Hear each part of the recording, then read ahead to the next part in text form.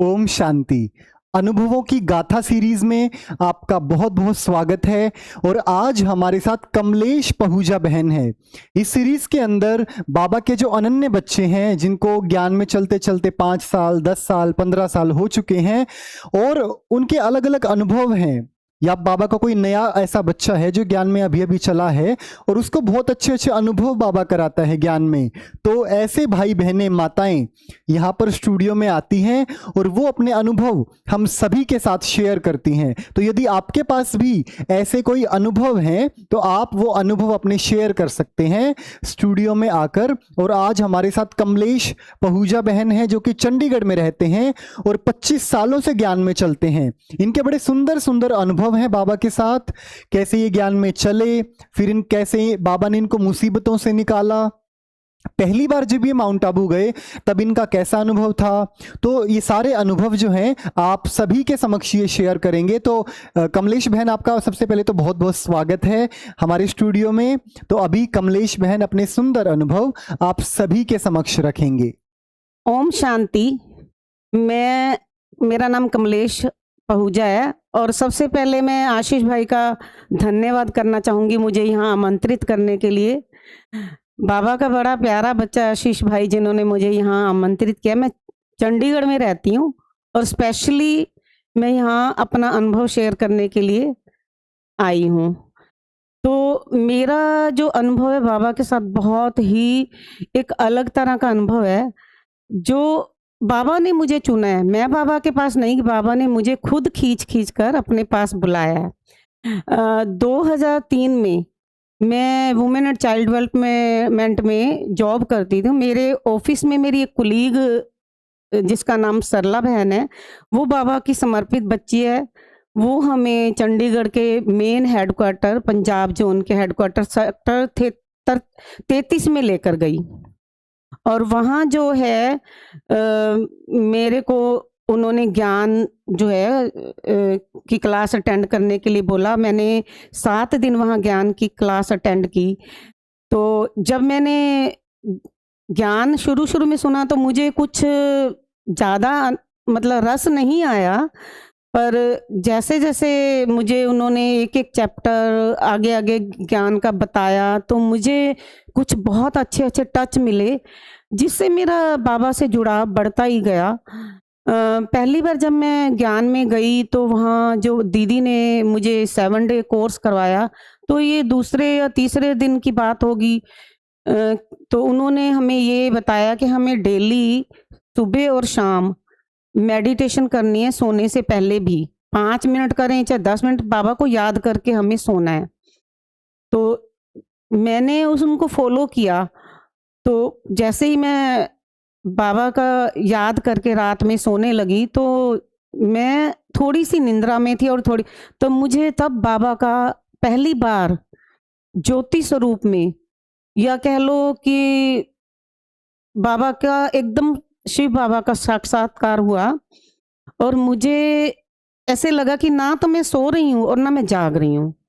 वो जो अनुभव था वो अगले दिन, क्या 2-3 दिन तक मेरे ज़हन में घूमता रहा कि बाबा ने मुझे टच किया है। और मैंने ये अनुभव दीदी से भी शेयर किया।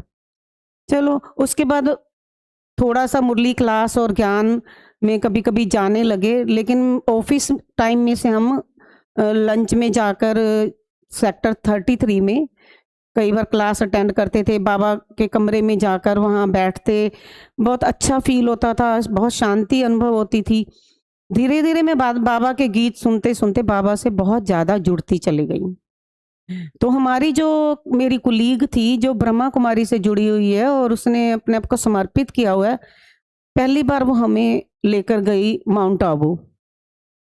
तो बड़ा उमंग और उत्साह था, क्योंकि मैं जब यूट्यूब पर वीडियो देखती थी डायमंड हॉल की, ज्ञान सरोवर की, मतलब और शांति वन की, तो मुझे ऐसे लगता था कि मैं उड़कर वहाँ पहुँच जाऊँ। जब हम वहाँ गए पहली बार, तो ऐसे लगा कि जैसे कि हम शांति वन में एंटर करते, हमें फ़ील हुआ कि जैसे कहीं स्वर्ग है तो ये है। कहते हैं ना स्वर्ग है तो कश्मीर में है, लेकिन मैं ये कहूँगी कि जो स्वर्ग है वो माउंट आबू में, शांति वन में और उनके हर कैंपस में। तो हमें फर्स्ट टाइम जो है मुझे ज्ञान सरोवर में कुछ प्रोग्राम था वो अटेंड करने का अवसर मिला। तो वहाँ की धरती पर जाके जो ज्ञान सरोवर में आनंद फ़ील हुआ, जो वहाँ पर क्लासेस अटेंड करके हमारी आत्मा तृप्त हुई, उसको मैं शायद शब्दों में बयान नहीं कर सकती। बाबा के बड़े अच्छे-अच्छे अनुभव मेरी लाइफ़ में फिर होने लगे।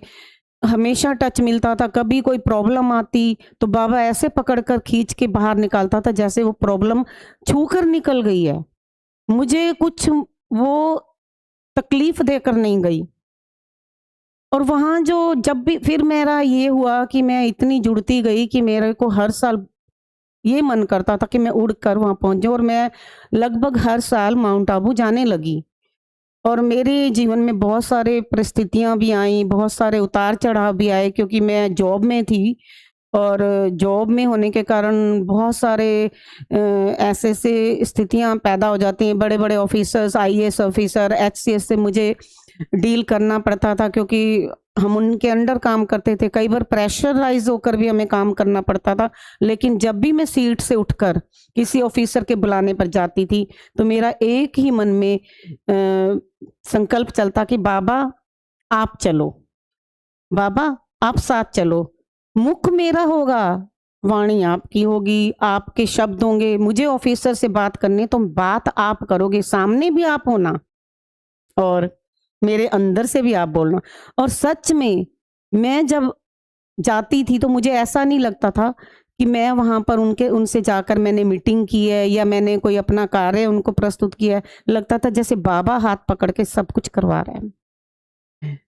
मेरे जीवन में बहुत सारे उतार-चढ़ाव है, लेकिन मैं एक मेन अनुभव आपसे शेयर करना चाहूँगी अभी। बाकी अनुभव तो मेरे पास बहुत हैं, लेकिन फ़िलहाल मैं सिर्फ़ सबसे बड़ा अनुभव जो मेरी ज़िंदगी को एकदम उथल-पुथल कर गया। ऐसा था कि मैं जब ऑफ़िस में थी तो मेरे पास कुछ कोर्ट केसेस की सीट थी और मैं डेली कोर्ट में जाती थी, मुझे वहाँ पे डील करना पड़ता था। तो हमारी एक ऑफ़िसर ऐसे आए थे, जिनको कुछ कानों में दूसरे ऑफ़िसर ने कुछ इस तरह का मन में भर दिया कि वो मेरे विरुद्ध हो गए। हालाँकि कोई गलती नहीं थी और मेरे में कोई प्रॉब्लम भी नहीं थी। मेरे काम को मैं सबसे पहले प्रेफ़रेंस देती थी, क्योंकि मुझे बाबा ने ये कहा था कि अपने काम को, अपने कर्म को सबसे ऊपर रखो और साथ में याद में बने रहो। मैं हमेशा जब भी काम करती, मेरे कंप्यूटर पर बाबा के गीत चलते थे और मेरा काम ऐसे होता था कि मिनटों सेकंडों में मेरा काम ख़त्म हो जाता था। तो उस ऑफ़िसर ने मेरे ऊपर कुछ इस तरह के एलिगेशन लगाकर मुझे चार्जशीट किया। एक चार्जशीट नहीं, मुझे धीरे-धीरे करते हुए 5 चार्जशीट की गई। और अंत में जब कुछ और, क्योंकि मैं सही बात के लिए बोलती थी कि मैं गलत कुछ भी नहीं करूँगी, चाहे कुछ भी हो जाए, और मैं गलत रास्ते नहीं जाऊँगी क्योंकि मेरा बाबा इजाज़त नहीं देता।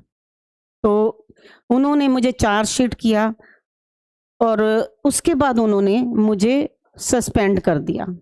उस दिन मैं बहुत रोई। मैंने बाबा को बोला कि बाबा आप तो जानते हो मैं सच्ची हूँ और मैंने कुछ ऐसा नहीं किया जिसकी सज़ा मुझे मिले। तो बाबा को बस फिर यही कहती थी कि बाबा जैसे ये चार्जशीट की हैं और मेरी रिटायरमेंट नज़दीक आ रही है, मैं गज़टेड की पोस्ट से वंचित की गई, क्योंकि जब तक मेरी चार्जशीट क्लियर नहीं होती, तब तक मुझे प्रमोशन नहीं मिलनी थी। मेरे लिए सीट पेंडिंग रखी गई। तो मैं बाबा को कहती थी, बाबा ये एक-एक करके चार्जशीट खत्म नहीं होनी चाहिए। बाबा ये एक बार में इनको भस्म करो, जो भी विकर्म है, जो भी आप इसको भस्म करो। ये सब एक साथ क्लियर, जबकि ऐसा ज़िंदगी में होता नहीं कि एक चार्जशीट हुई हो वो क्लियर होती है, दूसरी होती है, कई लोगों की रिटायरमेंट तक भी नहीं क्लियर होती। पर मुझे बाबा ने ऐसा टच दिया, ऐसा मेरे बाबा ने किया कि एक ऑफ़िसर आई और उन्होंने उस ऑफ़िसर को बताया कि ये तो बहुत अच्छा काम करती है, आपने इसे चार्जशीट करके या सस्पेंड करके बहुत गलत किया है। ये बहुत गलत हुआ है इसके साथ, क्योंकि ये ऐसी बच्ची नहीं है और काम के लिए इसमें जो लगन है, जज़्बा है, वो किसी में नहीं है। उनको समझाने के बाद उन्होंने मुझे सस्पेंशन से तो वापस ले लिया, लेकिन चार्जशीट खत्म होने में तो वक़्त लगता है। चांस की बात है, उन ऑफ़िसर का ट्रांसफ़र हो गया और एक और ऑफ़िसर आए, मैं नाम नहीं बताऊँगी, वो भी महिला थी, क्योंकि हमारा महिला एवं बाल विकास विभाग था, तो जितनी भी ऑफिसर आते थे हाई रैंक के, आईएसओ चाहे से, वो महिलाएं ही आती थी। तो उसी फाइल पर फिर से कोर्ट में जाना था और उसमें उनको डिटेल देनी थी। तो मैं लेटर टाइप करवाने गई थी उस केस के रिगार्डिंग, क्योंकि अगले दिन कोर्ट में डेट थी। तो उन्होंने 4-5 लोगों को फिर से चार्जशीट करने का फैसला लिया, नई ऑफिसर ने। तो मेरी जो जूनियर ऑफिसर वहाँ बैठी थी, उन्होंने कहा कि मैडम इसके साथ तो बहुत अन्याय हुआ है, ये बहुत अच्छा काम करती, पर इसके तो उन्होंने मुझे सुना और उन्होंने मेरी फाइल को रीड किया। जब मेरी फाइल्स रीड की तो उनको लगा कि वाकई ही इसके साथ अन्याय हुआ है। एक ऑफिसर अन्याय करके गया और दूसरा ऑफिसर खुद फील कर रहा है कि अन्याय हुआ है, और उन्होंने मुझसे पूछा, कमलेश कितनी चार्जशीट हैं? मैंने कहा मैडम 5 चार्जशीट हैं, जिसमें से एक सस्पेंशन वाला था, जिसमें आधी सैलरी मिलती है और आधी रोक दी जाती है। तो उस मैडम ने मेरी चारों और 5 चार्जशीट खुद खत्म की, मुझे प्रमोशन दी, और हमेशा वो मेरी प्रेज करती थी। ये मेरी जिंदगी का सबसे बड़ा अनुभव था कि बाबा ने 4-5 चार्जशीट होने के बावजूद तुरंत मेरी सारी चार्जशीट खत्म कराई, मुझे प्रमोशन मिली और मेरा सारा बकाया भी मिला। ये कौन था करने वाला? वो बाबा था, जो अपने बच्चों को कभी गिरने ही नहीं देता, और बाबा ने मुझे कभी गिरने नहीं दिया। जब भी कोई प्रॉब्लम आई है, बाबा ने मुझे ऐसे निकाला है कि जैसे वो मुझे छू कर चली गई है, पर मेरी जिंदगी पर उसका प्रभाव कभी पड़ने ही नहीं दिया। और बाबा हर पल मेरे साथ रहता है, मुझे ऐसे ऐसे टच देता है, ऐसे अनुभव देता है। मैं हर साल माउंट आबू जाती हूँ, मेरे साथ मेरी बहुत सारी बहनें जुड़ी हुई हैं, उनको भी लेकर जाती हूँ। हम ग्रुप में जाते हैं तो वहाँ भी बहुत अच्छा आनंद आता है, ज्ञान भी प्राप्त करते हैं, और साथ साथ हम बहुत एंजॉय भी करते हैं।